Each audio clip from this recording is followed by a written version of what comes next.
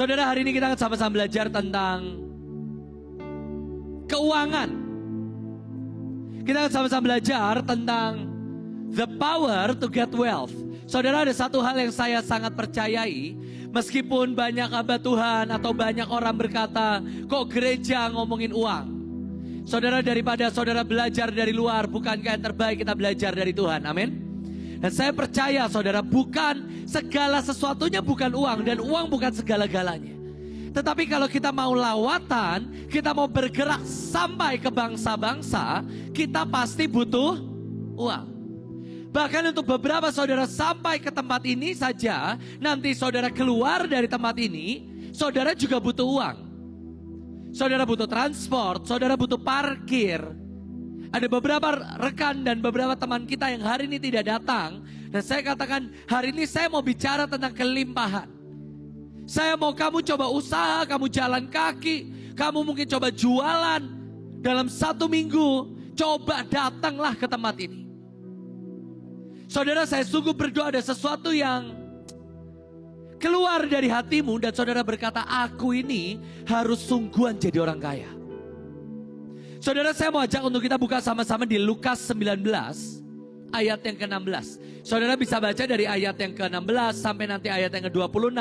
Saudara akan menemukan Yesus bercerita tentang Tuhan yang membagikan 10 mina. Saudara, ada satu cerita yang lain di mana Tuhan berkata Tuhan membaginya dalam bentuk talenta. Sebenarnya talenta atau mina itulah mata uang pada zaman itu. Tetapi mungkin pada kita gereja hari ini kita bisa berbicara tentang talenta itu bakat. Karena memang menggunakan kosakata yang sama.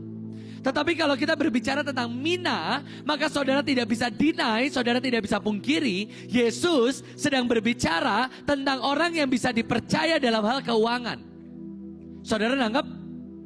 Satu cerita yang lain, Yesus berbicara tentang ada orang yang dapat 1 talenta, 2 talenta, dan 5 talenta. Dan banyak hamba Tuhan termasuk saya berkata ini adalah talenta atau bakat yang sudah Tuhan taruh potensi dalam hidup kita. Tetapi dalam kitab Lukas, saudara akan menemukan bahwa Tuhan yang sama ini membagikan mina atau keuangan. Bahwa Yesus berbicara tentang apakah ada orang yang bisa diberikan kapasitas bukan cuma yang di roh tetapi yang di jasmani, yaitu mamon atau keuangan. Saudara, dalam ayat yang ke-26 saudara akan menemukan, aku berkata kepadamu, ini kesimpulannya, setiap orang yang mempunyai akan diberi, siapa yang tidak mempunyai akan diambil. Ini berbicara tentang apa? Uang. Akan ada orang yang punya kapasitas, mereka akan dapat diberi lebih. Dan orang yang tidak punya kapasitas akan diambil daripadanya. Saudara, hari ini saya mau ajak untuk kita sama-sama berpikir, berdoa. Dan saudara benar-benar berkata kepada Tuhan, Tuhan berikan aku kapasitas itu Tuhan. Saudara, saya punya 2 kesaksian untuk mengawali sharing kita pada malam hari ini. Saudara, suatu kali ada satu orang, sebenarnya ini anak-anak youth, berkata kepada saya, Ko Jos, kita ini lagi berdoa untuk rumah. Kenapa? Karena kita ini rumah kami jauh, dan setiap kali kami mau pelayanan, kami jalan ke Mahanaim ini jauh. Jadi kami berdoa ada kos-kosan, supaya kami bisa tinggal di sana dengan gampang dan dekat. Sehingga cerita mereka berdoa dengan sangat sungguh-sungguh. Dan tiba-tiba ada satu orang janda diberikan Tuhan, digerakkan Tuhan untuk memberikan rumahnya kepada anak-anak muda ini, saudara. Anak muda ini 3 orang. Dan mereka bersorak-sorai, mereka bersuka cita karena tiba-tiba mereka dapat rumah di perumahan yang sama dengan saya dan Bu Iin. Saudara bisa bayangkan. Dia dapat rumah yang sangat besar, saya lupa antara 3 atau 4 kamar. Rumahnya sangat besar, bahkan setahu saya tanahnya saja lebih besar dari rumahnya Bu Iin, saudara.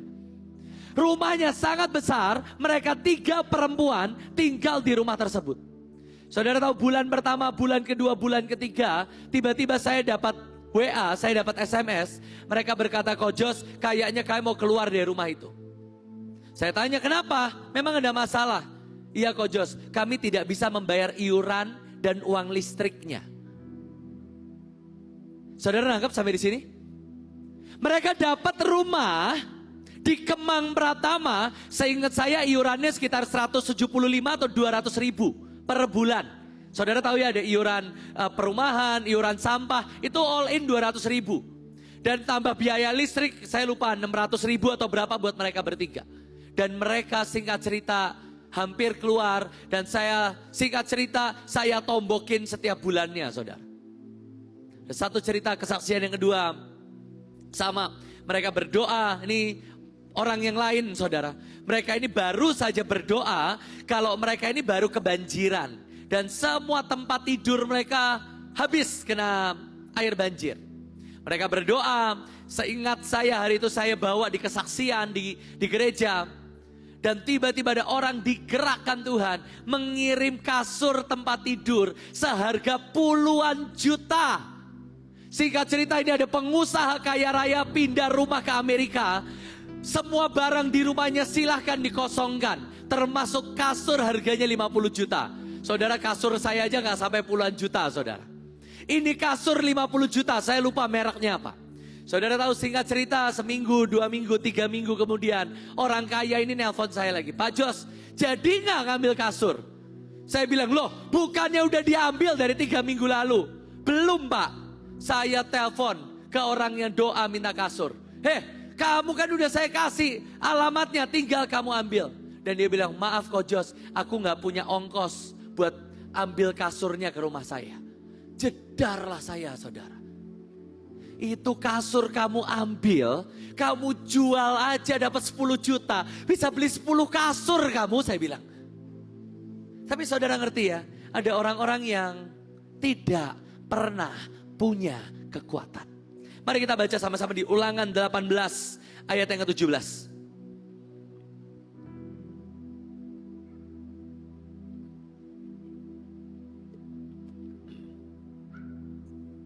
Ulangan 17 sampai ayat yang ke-18.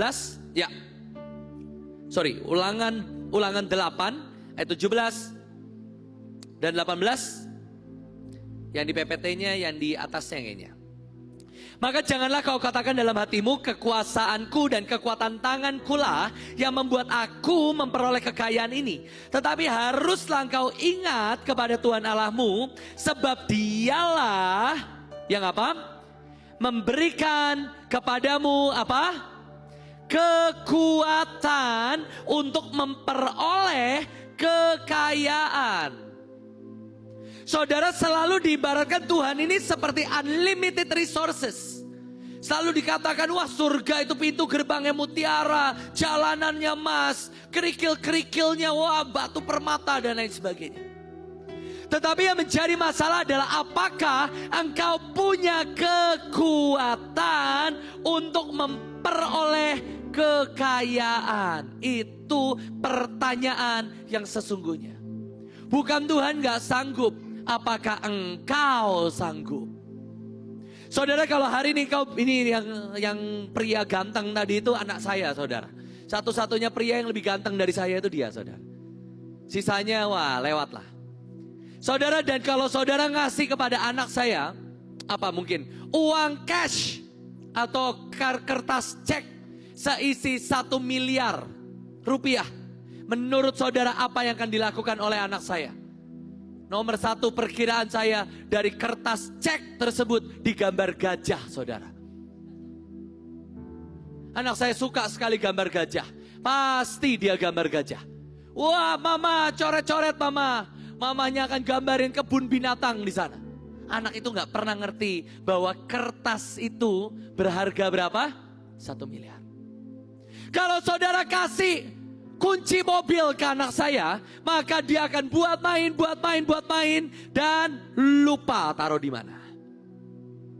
Suatu kali saya ngajar di sekolah dan saya nanya semua anak murid, kalau tiba-tiba hari ini Sir ngasih kamu uang 2 miliar, apa yang akan kamu lakukan? Saya interview satu anak.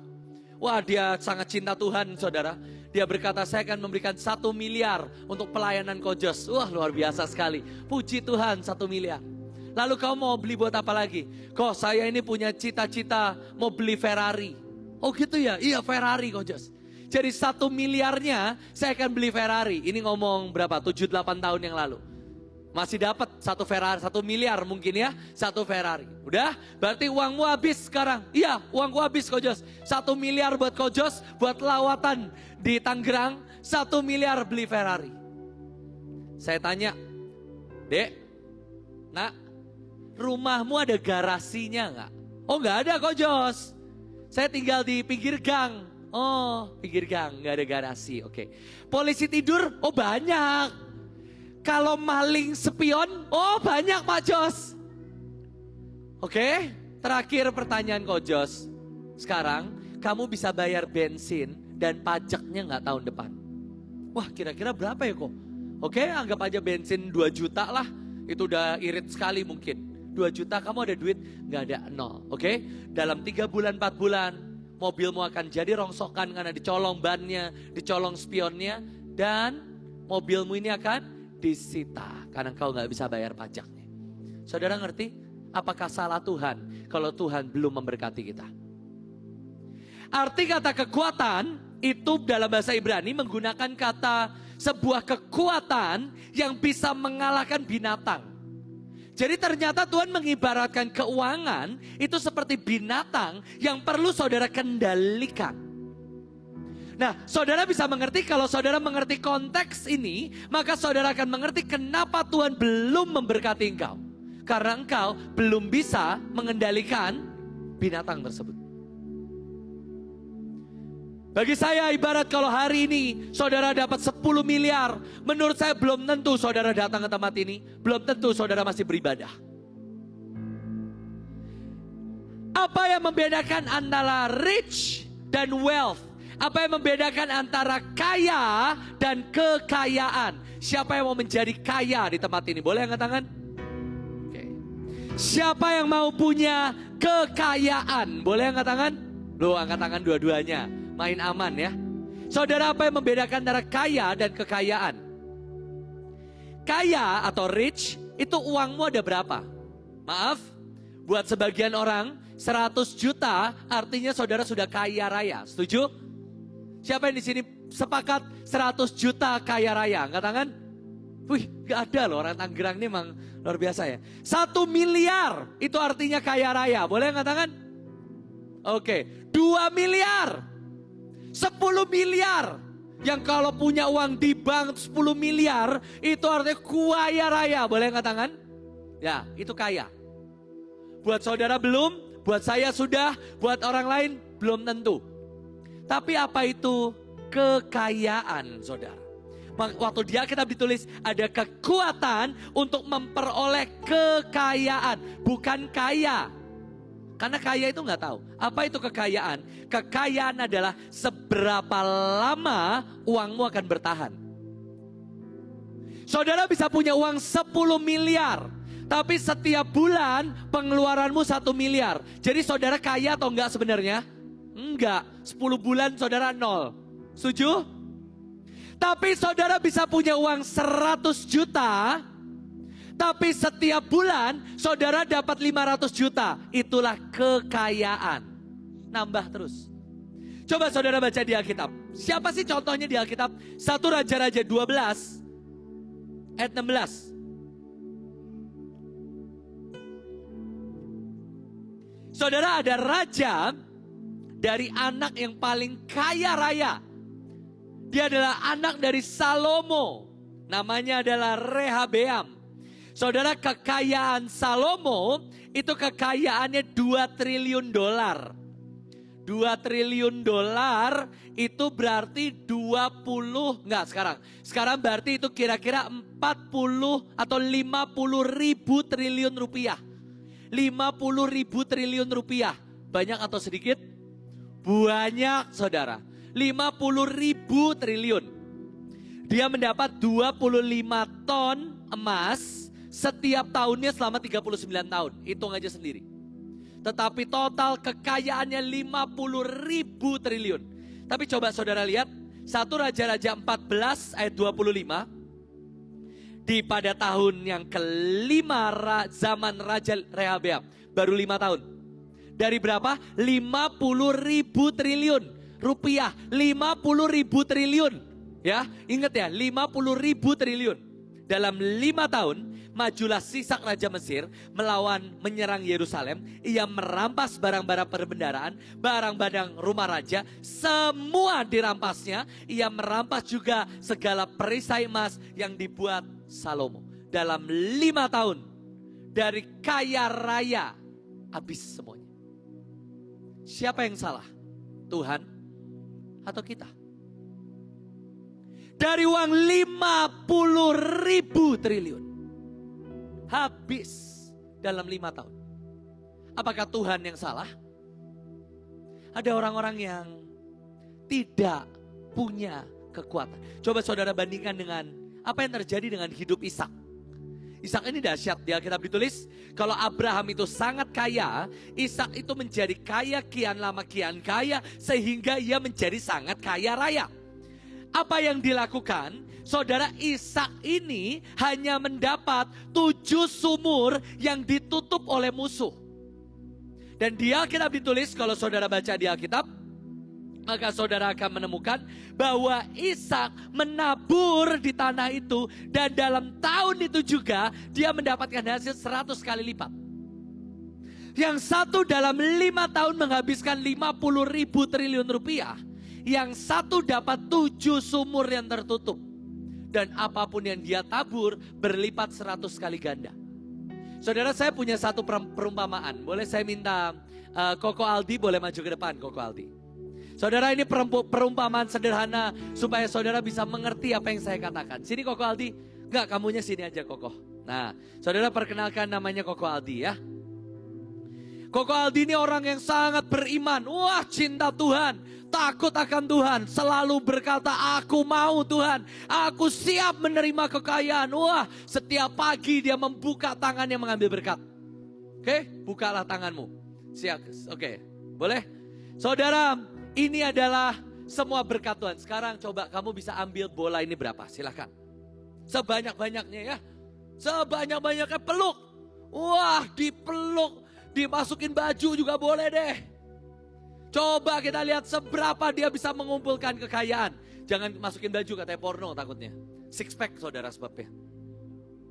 Dia buat setiap hari menjara mengumpulkan semua berkat. Wah udah mulai jatuh-jatuh saudara. Berkatnya udah mulai keteter. Udah ngambil sambil sendiri juga udah gak bisa ya Pak? Oh gak bisa, oke gak apa-apa. Terus. Wah, Tuhan itu masih semangat memberkati. Lihat saudara, apakah Koko Aldi bisa? Ternyata enggak. Oke, cukup mungkin. Oke, itu maksimal ya. Oke lah. Saudara bisa bayangkan, Tuhan itu sangat mau memberkati kita. Tapi kalau kita ini enggak bisa dipercaya Tuhan. Saudara, saya kenal beberapa orang yang dia punya uang 30 juta. Yang pertama kali dia lakukan apa? Handphone baru kok. Handphone baru. Dan begitu dia beli handphone, dalam 2 tahun, handphonenya udah gak ada harganya mungkin. Dia jual separohnya mungkin sisa 10 juta. Dan dia gak punya apa-apa lagi. Tapi saya mengenal ada orang-orang yang boleh saya minta kardus saya lagi? Nah semuanya. Tapi ada orang yang datang dengan wadah. Anggaplah saya orang yang kedua ini. Saya datang, saya gak pakai tangan saya. Saya ini punya wadah. Silakan dituang lagi. Mau dituang sebanyak mungkin, tangan saya masih cukup saudara.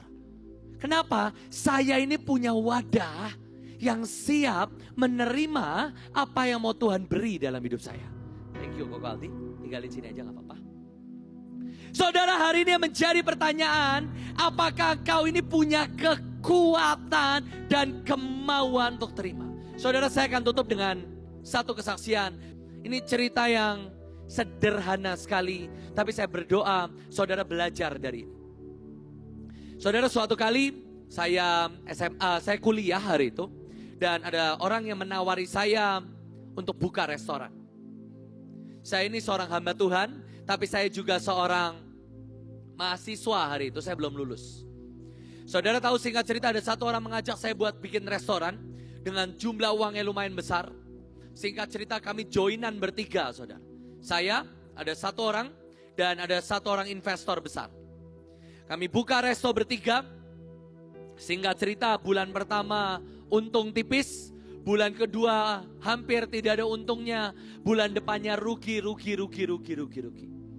Setelah 6 bulan, setelah hampir 1 tahun, saya berkata, ini restoran saya kok rugi. Katanya restoran ini laku di mana-mana.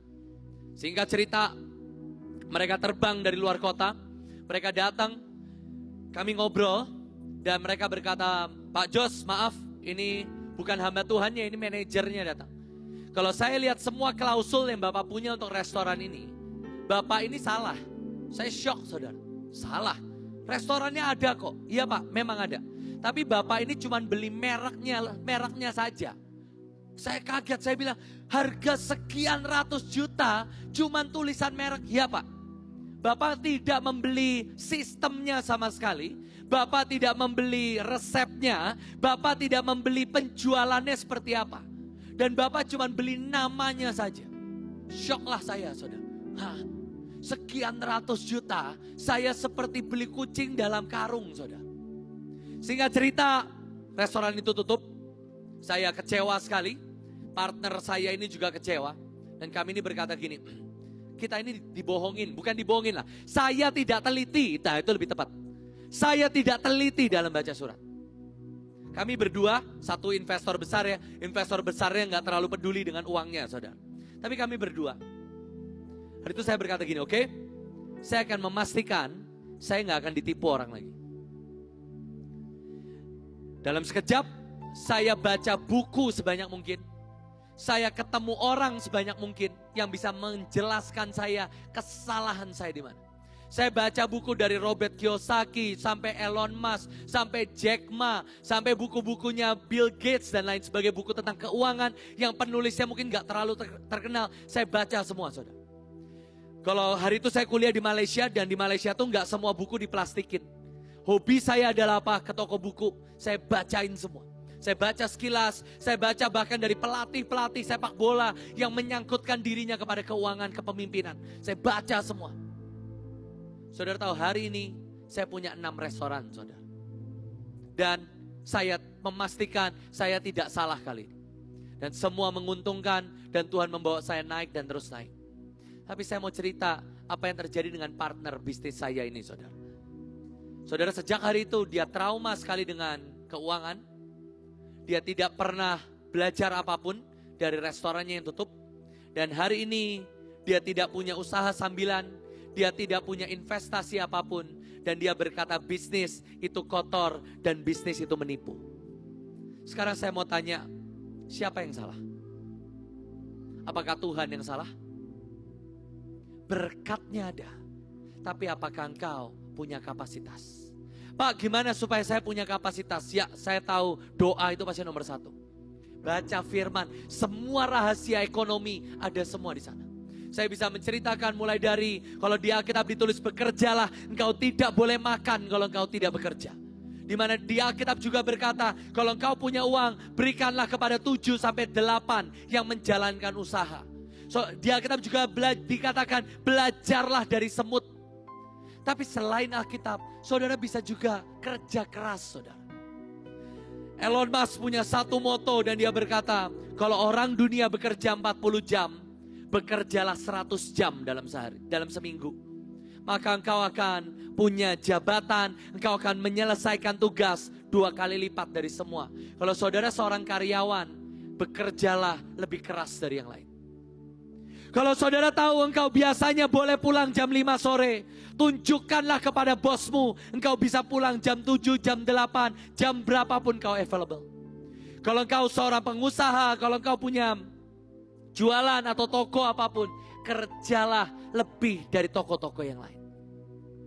Dengan kau berdoa, dengan kau upgrade, dengan kau punya kapasitas, engkau nabur, engkau mengerti hukum-hukum Tuhan yang mungkin saya nggak bisa ceritakan dalam waktu yang sangat singkat. Saya yakin dan percaya saudara akan punya kapasitas yang besar untuk saudara terima yang besar yang dari Tuhan. Amin.